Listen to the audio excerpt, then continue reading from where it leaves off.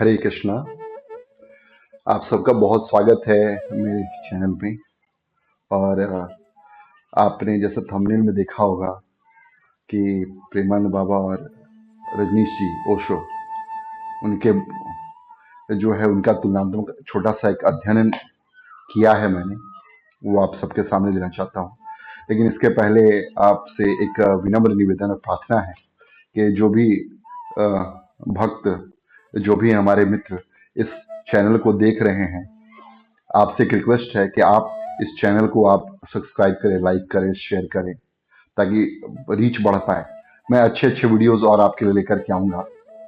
और इसके साथ ही साथ, ये वीडियोस के साथ साथ मैं कथा, भागवत कथा में भी हूँ, कथा करता हूँ, और जेल यूनिवर्सिटी में प्रोफेसर भी हूँ सिविल डिपार्टमेंट में। तो साइंस की भी समझ है, थोड़ी बहुत है।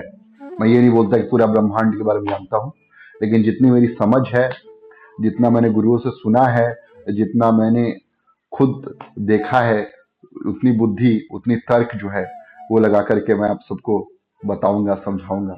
हाँ। और आप जो लोग भी जो है मेरी बातों से इत्तेफाक रखते हैं, या आप लोग लगता है कि हाँ ठीक है, आप थोड़ा सहमत हैं, तो आप जो है लाइक और सब्सक्राइब के माध्यम से सहमति प्रदान कीजिएगा। और जिन लोगों को लगता है कि नहीं, हम सहमत नहीं हैं, तो वो लोग भी जो है इसको असहमति प्रदान कर सकते हैं। इसमें कोई दिक्कत वाली बात नहीं है। तो इन बातों के साथ सबसे पहले अपने गुरुदेव को प्रणाम करते हैं। ओम अज्ञानतिमिरन्धस्य ज्ञानाञ्जनशलाकाय चक्षुन्मीलितं येन तस्मै श्रीगुरुवे नमः। श्रील प्रभुपाद की जय। श्री गुरुदेव जिंदाई गौर सीतानाथ प्रेमानंदे। हरि हरि बोल। हरे कृष्णा। तो भगवान कहते हैं भगवत्ता में कि मत्त स्मृति ज्ञानम अपोहनम च। अरे मुझसे ही स्मृति आती है, ज्ञान आता है, और भूलने की जो है टेंडेंसी जो है वो भी मुझसे ही आती है। तो अगर कुछ अच्छा लगे तो आप समझिएगा भगवत कृपा के चलते मेरे इस वाणी से निकल पाया, वैखरी वाणी के माध्यम से। और अगर कुछ लगे कि नहीं, इसमें त्रुटि है, तो आप ऐसा समझिएगा कि हमारी समझ में कुछ कमी है, और आप जो है आप हमको आशीर्वाद दीजिए, मुझे आशीर्वाद दीजिए कि इस वृंदावन धाम में बैठ करके संत जनों की सेवा करके जो है भगवत भक्ति की प्राप्ति कर सके। अब सबसे पहले आप देखें कि ओशो ओशो जो है जैन फैमिली में पैदा हुए थे, और प्रेमानंद बाबा जो थे पांडे फैमिली में। और ये जो है इन दोनों का बचपन जो है अलग अलग तरीके से बीता। ओशो जो है अपने दादा दादी के घर में थे, उनको स्वतंत्र सोच की इच्छा मिली। और प्रेमानंद बाबा जो है बचपन से ही उनके मन में भक्ति की अभिलाषा थी, तो बनारस में उन्होंने बहुत सेवा किया। उसके बाद जो है भगवत कृपा के द्वारा, भगवान शंकर की प्रेरणा से वो फिर वृंदावन आए और वृंदावन में ही रहने लगे। और आप देखिए ओशो भी जो है अलग अलग सिद्धांतों को पढ़ने का उनको अवसर प्राप्त हुआ, और जो है फिलोसफी के प्रोफेसर बाद में बने, और बाद में जो है अन्य अन्य जो है डिस्कोर्सेस घूम के देने लगे। बाद में धीरे धीरे इतने फैले कि उनको जो है लोग भगवान ही बताने लगे। हाँ। तो इस तरीके से जो उनका जीवन हुआ, लेकिन उनके जो जीवन है उनके बारे में हम लोग ज्यादा चर्चा नहीं करेंगे। हम लोग जो है मेन चर्चा हमारा होगा कि किस तरीके से वो उनकी शिक्षाएं थी, और दोनों की शिक्षाओं में क्या हम लोग सीख सकते हैं, हमारे सीखने लायक क्या है, उसकी चर्चा हम लोग करेंगे इसमें। हाँ।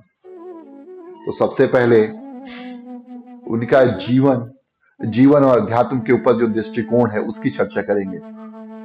ओशो जो है अपने जीवन को उत्सव मानते थे, और ध्यान को आंतरिक परिवर्तन के रूप में देखते थे कि आंतरिक परिवर्तन का साधन ध्यान है।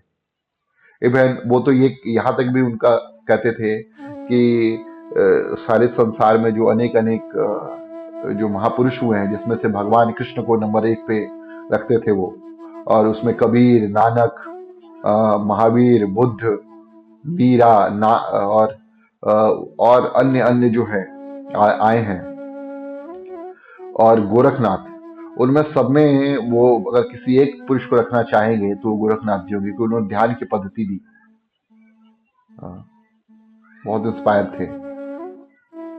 अब आप देखिए कि ओशो ने ध्यान के बारे में बताया, और उनका जो ध्यान है वो व्यक्तिवादी है।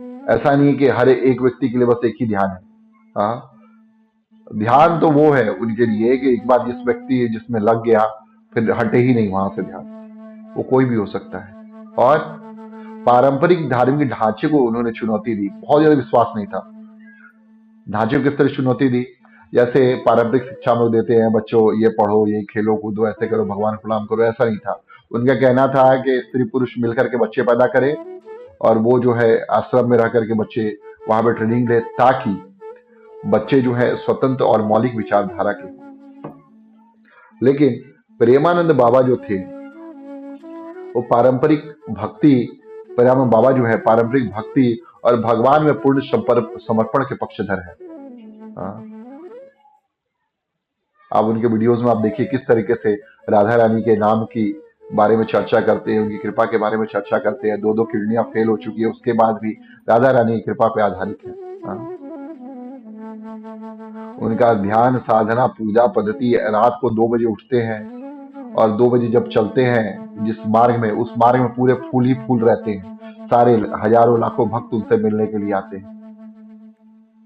हाँ, उनके पद्धति को देख करके इंस्पायर होते हैं। तो उनकी पद्धति बेहद बाबा की है। भगवान और उन्होंने भगवान राधा और कृष्ण की जो प्रेममयी सेवा है वो है, और राधा वल्लभ लाल के संप्रदाय में जो है आते हैं, और वहां से उन्होंने जो है शिक्षा ली है अपनी पूरी। हाँ, तो ये है प्रेमानंद बाबा का ध्यान और साधना का जो तरीका है। ओशो ने कई आधुनिक और प्रयोगात्मक तकनीक दिए, लेकिन तकनीक जो भी उन्होंने दिए हैं सब विज्ञान भैरव तंत्र से ही लिया गया है। हाँ, डायनेमिक मेडिटेशन आप बोल लीजिए, कुंडलिनी मेडिटेशन बोल दिए, नाद ब्रह्म मेडिटेशन बोल लीजिए।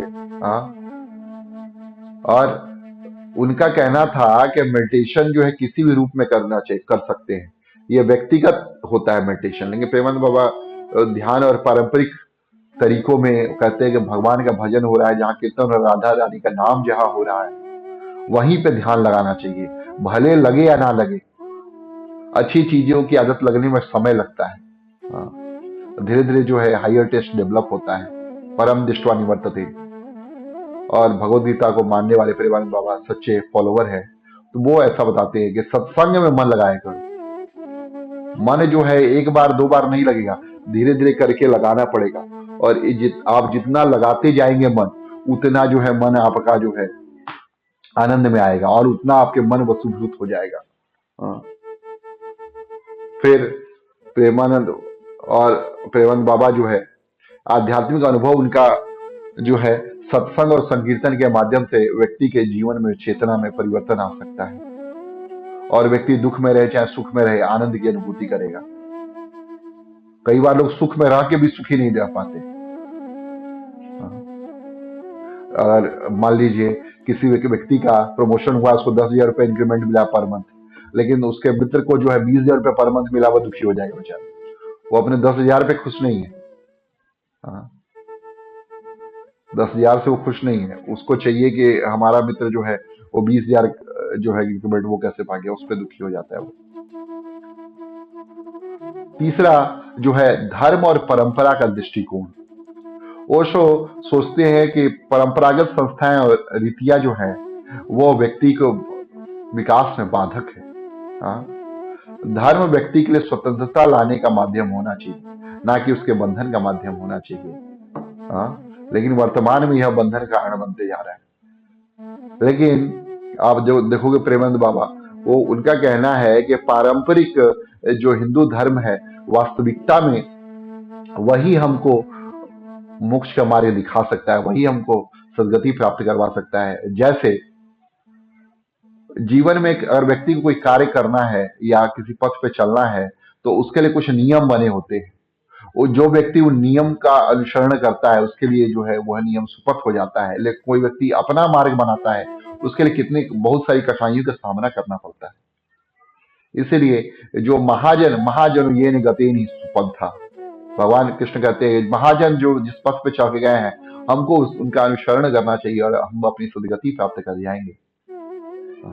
इस तरीके से जो है धर्म जो है हमको स्वतंत्रता, कुछ स्वतंत्र धर्म में हो सकता है कुछ आपको बंधन हो, लेकिन वही बंधन आपकी मुक्ति के कारण है। श्रील प्रभुपाद जी कहते थे, अंतर्राष्ट्रीय कृष्ण भावना संघ के संस्थापकाचार्य, वो कहते थे कि regulating principles of freedom, 4 regulating principles, आपको जो है बंधन में नहीं बांधा जा रहा है, आपको रेगुलेट किया जा रहा है कि आप कितना करें कितना ना करें। व्यक्ति जो है शराब पीना चाहता है तो वो रोज 8-8, 10-10, 20-20 बोतल शराब पीता रहे, कुछ समय आने के बाद वो मरेगा। लेकिन अगर वही व्यक्ति कुछ संयम के साथ अगर लिकर पी रहा है, चाहे पी रहा है, उसके लिए हेल्दी भी है। मैं शराब का समर्थन बिल्कुल नहीं कर रहा हूं, शराब टोटली बैन होनी चाहिए और मैं नहीं चाहता, मैं एग्जाम्पल देकर समझा रहा हूं। आप देखिए भजन और भोजन, भजन में कोई मात्रा नहीं है, भोजन में मात्रा है। तो इसलिए भोजन जो है मात्रा के अनुसार करेंगे तो फायदा देगा, और भजन में कोई मात्रा नहीं है, जितना चाहे उतना करिए आपको फायदा मिलते रहेगा। ये है प्रेमानंद बाबा की मेन टीचिंग्स कि आप जो है भजन खूब करें बिना मात्रा लगाए हुए, और भोजन जो है अच्छे से सही करें, मात्रा के अनुसार करें, ताकि आपका शरीर भी स्वस्थ रहे, ताकि भजन कर सके आप। और कई बार जो है बुद्धि और भक्ति जो है इन दोनों में कौन श्रेष्ठ है, चौथा जो है हमारा भक्ति बनाम बुद्धि, उसमें ओशो कहते हैं तर्क और बुद्धि जो है एक महत्वपूर्ण माध्यम ईश्वर को जानने के लिए। हाँ, उनका मानना है सत्य जानने के लिए सवाल पूछना चाहिए और खुद का अनुभव होना चाहिए। आप देखिए ओशो जी कहना है खुद का अनुभव होना चाहिए और सत्य जानने के लिए सवाल करना चाहिए, लेकिन जो व्यक्ति सत्य से परे है उसको कैसे जानेंगे? तर्क और बुद्धि से परे है भगवान। भगवान को तर्क के द्वारा नहीं समझा जा सकता, बुद्धि के द्वारा। भक्त्या माम अभिजानाति।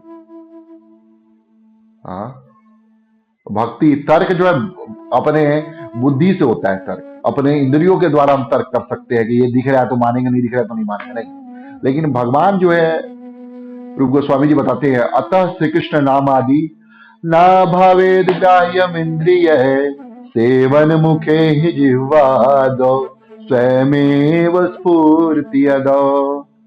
आपका जो इंद्रियां हैं वो उनको श्री कृष्ण के नाम रूप गुण लीला आदि का चिंतन नहीं कर सकती हैं, लेकिन जब आप कृष्ण के नाम में लग जाते हैं, आप उनकी सेवा में लग जाते हैं और अपने मुख को उनकी सेवा में लगाते हैं, भगवान ने कृष्ण को समर्पित किया, वो प्रसाद लेते हैं और कृष्ण का नाम मुख पे भजते हैं, तब जो है हमको वास्तविकता भगवान का सेवन मुखे जीवा जो स्वयं एवं स्फूर्ति अथवा, तब हमको भगवान की वास्तविकता की स्फूर्ति स्वतः हो जाती है।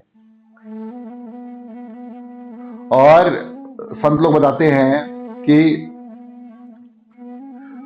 राम नाम मुख में, राम सेवा हाथ में, तू अकेला नहीं प्यारे राम तेरे साथ है। अगर आपके मुख में जो है भगवान का नाम है तो आप अकेले नहीं है, भगवान आपके साथ में है। भगवान कहते हैं सकृदेव प्रपन्नाय त्वाम चास्मेति याचते।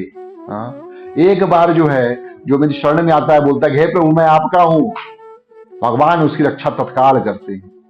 ये वास्तविकता है। और मुख आप, मैं उदाहरण देकर समझाऊं, कुछ लोग जो है बोलते हैं भगवान निरंकार है, कुछ लोग बोलते हैं साकार है, लेकिन भगवान के निरंकार रूप और साकार रूप इन दोनों से बड़ा जो है भगवान का नाम है। कहो कहां लगी राम बड़ाई, राम न सकही नाम गुण गाई। अरे भगवान खुद स्वयं अपने नाम की बड़ाई नहीं गा सकते हैं, और जब अपने मुख पे हम भगवान का नाम हरे कृष्ण कृष्ण कृष्ण हरे हरे, हरे राम राम राम हरे हरे, जब भगवान का नाम जो है अपने मुख पे रखते हैं, उससे हमारा अंदर भी प्रकाशित हो जाता है, बाहर भी प्रकाशित हो जाता है। अंदर निरंकार स्वरूप जो परमात्मा बैठे, परमात्मा निरंकार तो नहीं होते, लेकिन व्यक्ति बोलते हैं निरंकार परमात्मा ब्रह्म बैठे हैं, तो ब्रह्म भी अलौकिक दिखता है, परमात्मा स्वरूप भी दिखता है, और साक्षात सामने जो है बाहर जो है भगवान वो भी दिखते हैं। हाँ, और भगवान त्रिभंग ललित सुंदर स्वरूप में जो है भगवान कृष्ण दिखते हैं बांसुरी बजाते हुए, और हृदय में भी उनकी स्फूर्ति होती है। इतना अद्भुत है भगवान का नाम कि हमको जो है भगवान के तीन जो तत्व स्वरूप होते हैं, ब्रह्म इति, परमात्मा इति, भगवान इति शब्दते, तीनों का प्रकाश करवा देते हैं। कितना अद्भुत है भगवान के बारे में, भगवान के नाम के जाप का कीर्तन। हाँ, और इस तरीके से, लेकिन ओशो जो है अंधी भक्ति में मीरा को जो है अपना आइडियल मानते हैं, लेकिन भगवान की भक्ति नहीं करते। यही लोगों की दिक्कत है। सामने दिख रहा है कि मीराबाई जो है बोल रही मेरे तो गिरधर गोपाल दूसरो ना कोई, जाके सिर मोर मुकुट मोरे पति सोए। हाँ, और तो और कबीरदास जी को मानते, कबीरदास जी जो है उनको बोलते हैं कि कबीरदास जी जो है बोलते थे कबीरा कबीरा क्या करे, हाँ, चल जमुना के तीर, एक गोपी पे प्रेम पे मर गए लाखों लाख कबीर। है, एक गोपी का प्रेम इतना है कि लाखों लाख कबीर आगे उसके आगे भस्मसात हो जाएंगे। गोपियां इतना प्रेम करती हैं। आप सांडिल्य मुनि का भक्ति सूत्र पढ़िए, पराशर मुनि का भक्ति सूत्र पढ़िए, नारद जी का भक्ति सूत्र पढ़िए, हाँ, सब में जो है श्रीमद् भागवतम पढ़िए आप, सब में जो है गोपियों का प्रेम सर्वश्रेष्ठ भक्ति के रूप में प्रदर्शित किया गया है। और उस भक्ति को बोल रहे हैं कि नहीं, भक्ति नहीं, वो जो है महत्वपूर्ण जागरूकता है, अवेयरनेस है। हमको आसपास की चीजों का अवेयरनेस होती है। अरे जिसके पास जो है 1000 रुपए का नोट है, उसको 10, 20 रुपए, 50, 100 रुपए के नोट से क्या प्रयोजन है। और गोपियों का जो प्रेम धन है वो तो अमूल्य है। गोलोकेर प्रेम धन हरि नाम संकीर्तन, रति न जन्मीलो के नेताई। गोलोकेर प्रेम धन हरि नाम संकीर्तन, रति न जन्मीलो के नेताई। अरे रति क्यों नहीं, प्रेम क्यों नहीं हो रहा भगवान से।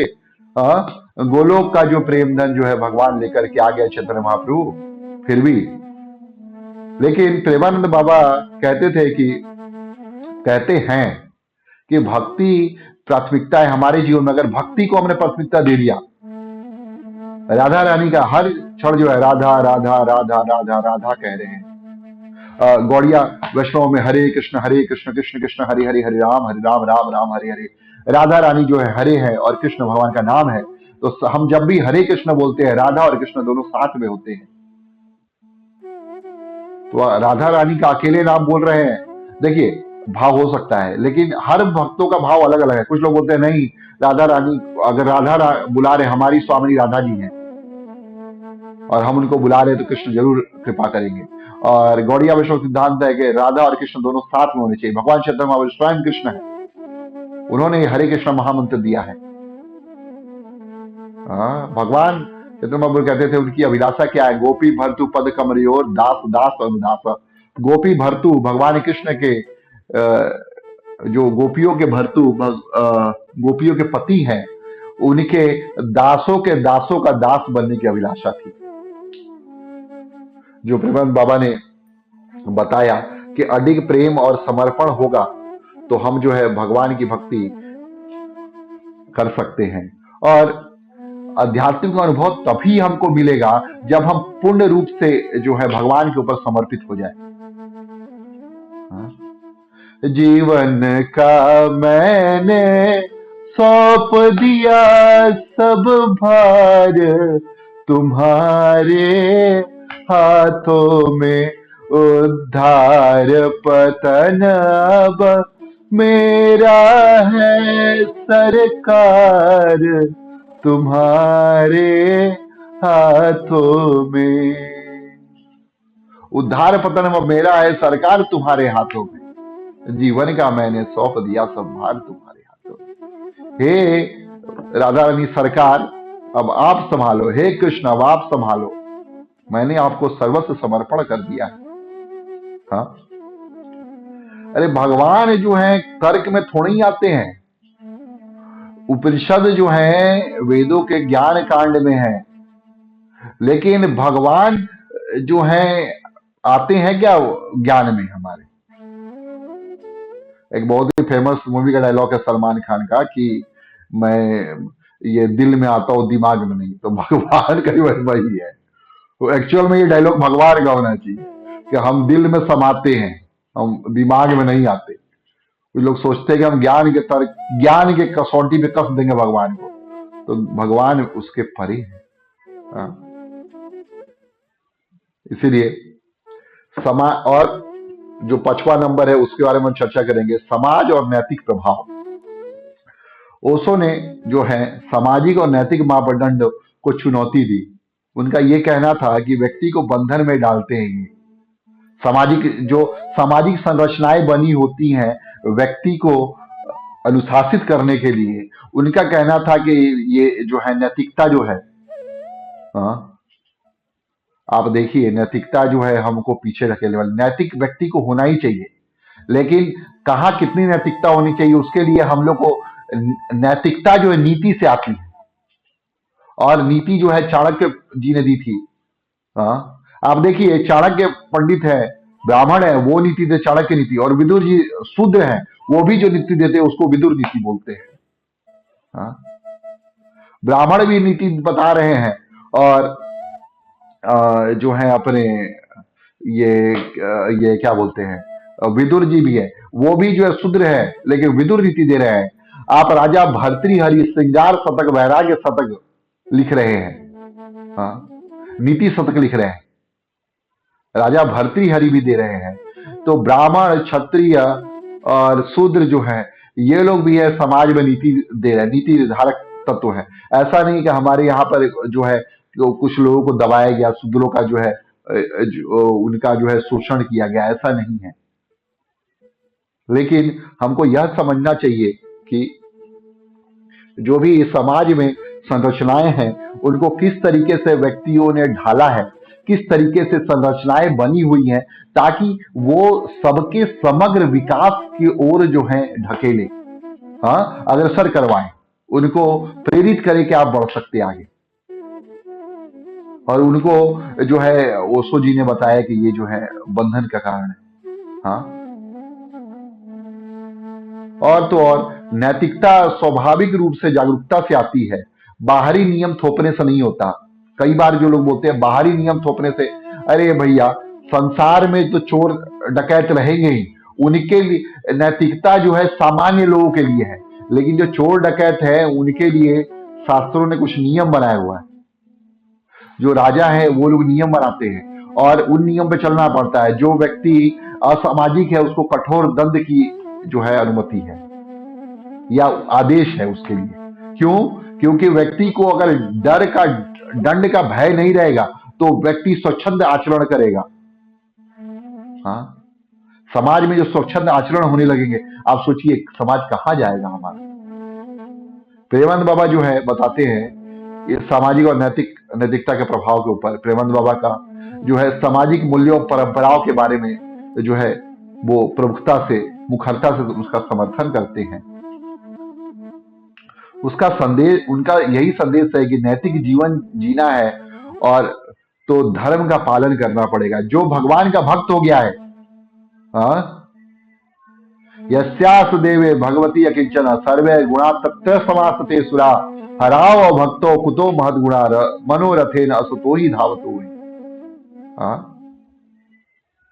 जो व्यक्ति भगवान का भक्त है वो व्यक्ति जो है अगर कुछ भी उसके अंदर गुण नहीं है, भगवान की भक्ति के कारण उसके अंदर गुण आ जाएंगे।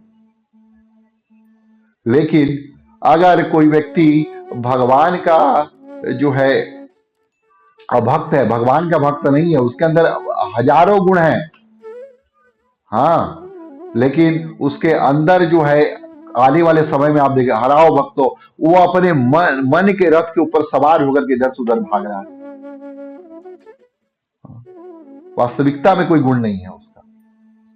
इतना सुंदर बताते हैं। और इस तरीके से हम लोग देखते हैं कि इस तरीके से हम लोग देखते हैं कि प्रेमानंद बाबा के विचार इस तरीके के हैं। और तो और आप देखिए, उनका कहना था कि धर्म का पालन जो व्यक्ति नहीं कर रहा है तो वो पशु के समान है। महाभारत में ये श्लोक भी आता है, आहार निद्रा भय मैथुनम च सामान्य तद पशुभि नराणाम धर्मो हि तेषाम अधिको विशेषो धर्मेण हीना पशुभि समाना धर्मेण हीना पशुभि समाना। व्यक्ति आहार निद्रा भय मैथुन, आहार भोजन निद्रा सोना, भय अपनी रक्षा करना भय से, और मैथुन बीवी बच्चे जो है संतान उत्पत्ति करना अपनी भार्या के माध्यम से, ये जो है सामान्य है पशुओं में और नरों में भी। लेकिन धर्म जो है वो विशेष है, और धर्म से जो विहीन व्यक्ति है, धर्मेण हीना पशु भी समान, वो व्यक्ति जो है पशु के समान है। और फिर मृत्यु, छठा है मृत्यु और मोक्ष का दृष्टिकोण।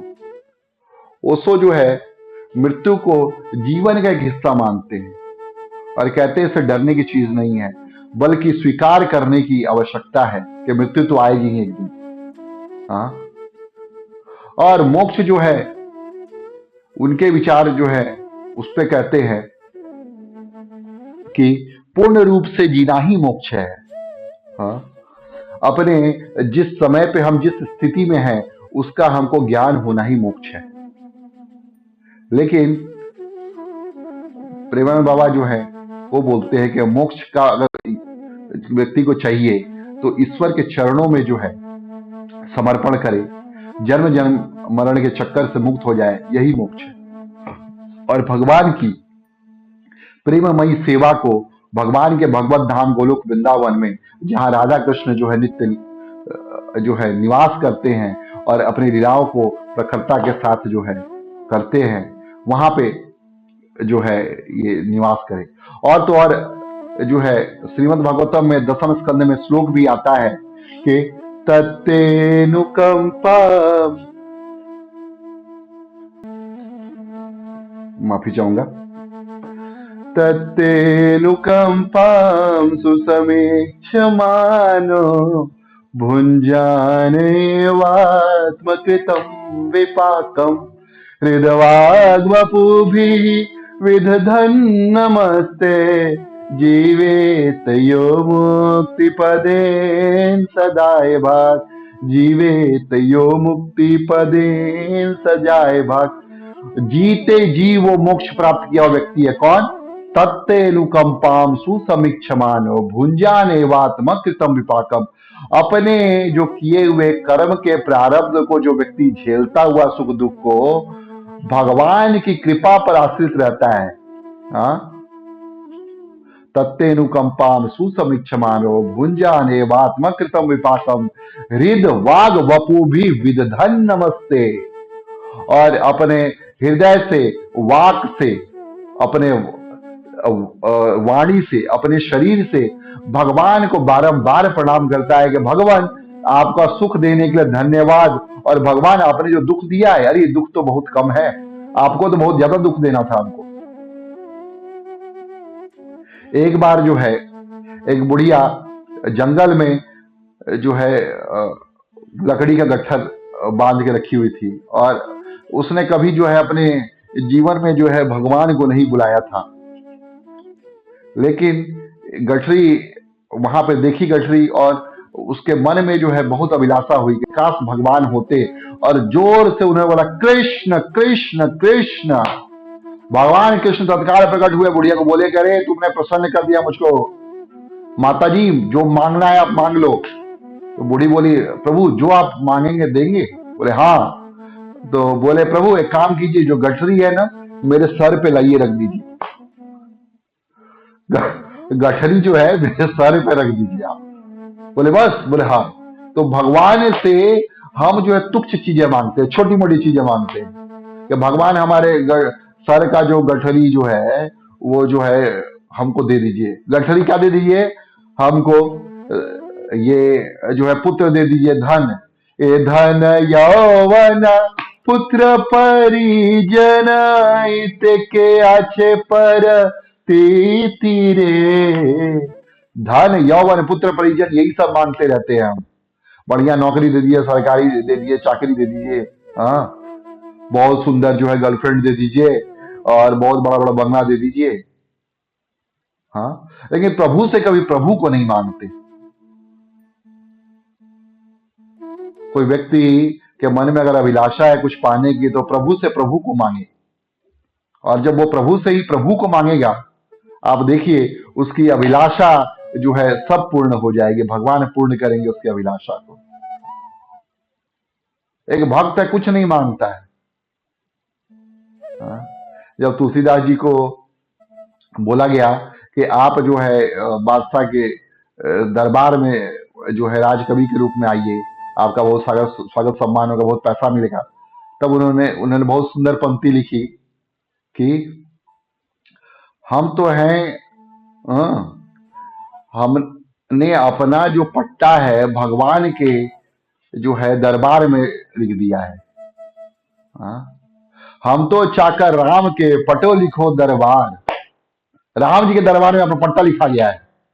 पहले के टाइम में पट्टा, जमीन का पट्टा देते थे कि ये पट्टा आपके नाम से हो गया, आप हमारी सेवा में लगे रहिए। तो हम तो चाकर राम के पटो लिखो दरबार, अब तुलसी का होई है नर के मनसबदार। अरे हम नर के मनसबदारी करेंगे, जो राम जी के चाकर हो गए हैं। इसलिए बोलते थे कृष्णदास सदा बिंदास, मायादास सदा उदास।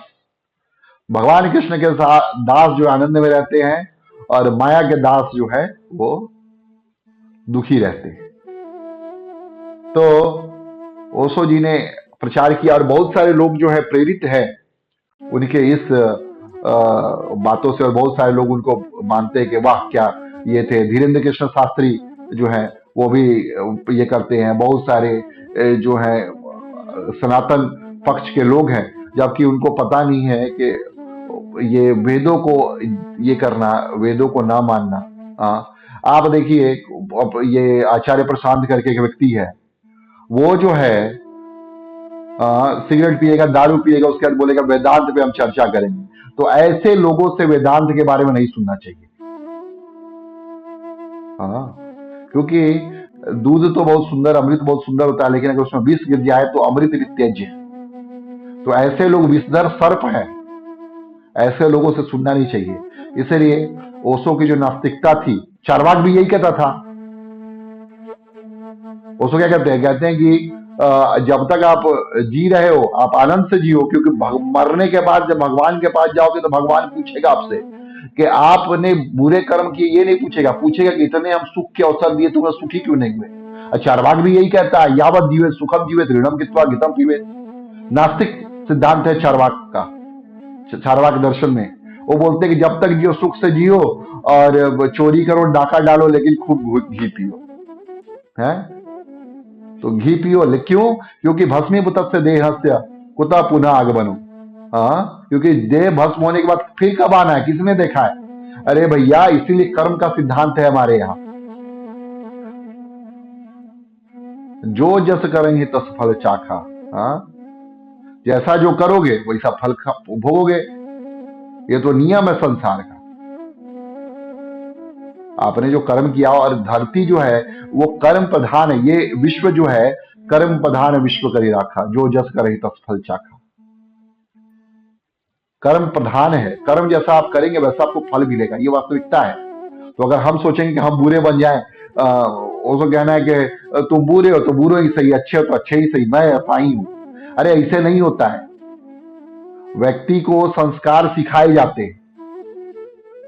उचट होकर के कुछ भी मुंह से बोल देना, मौखिक विष्ठा कर देना, ये बहुत सही बात नहीं है।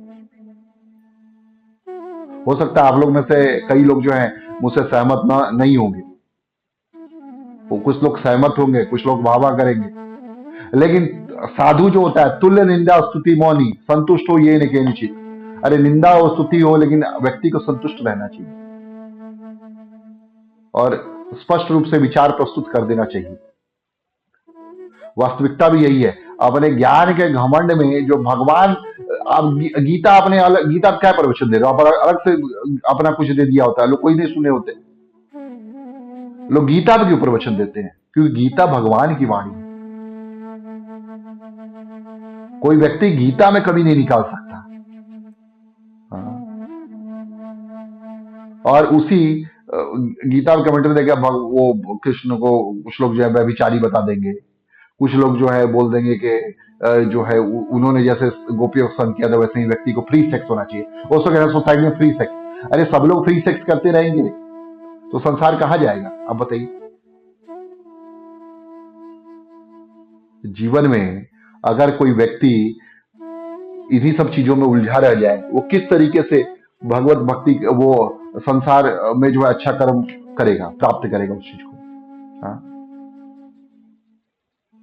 तो इन्हीं सब बातों के साथ ये मेरा छोटा सा जो वक्तव्य था, इसका सारांश जो है मैं आपको बताना चाहूंगा।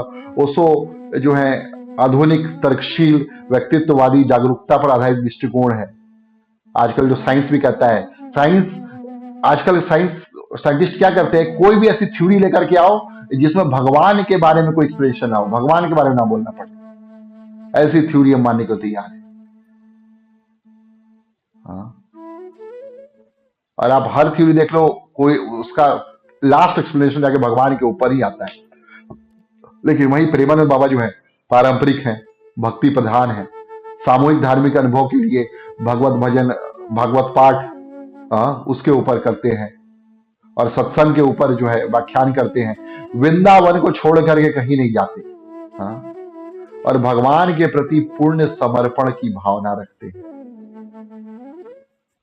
अलग अलग हो सकते हैं दोनों के तर्क, और अलग अलग लोग जो हैं, आप देखिए अलग अलग लोग जो हैं उनको फॉलो करने वाले हैं।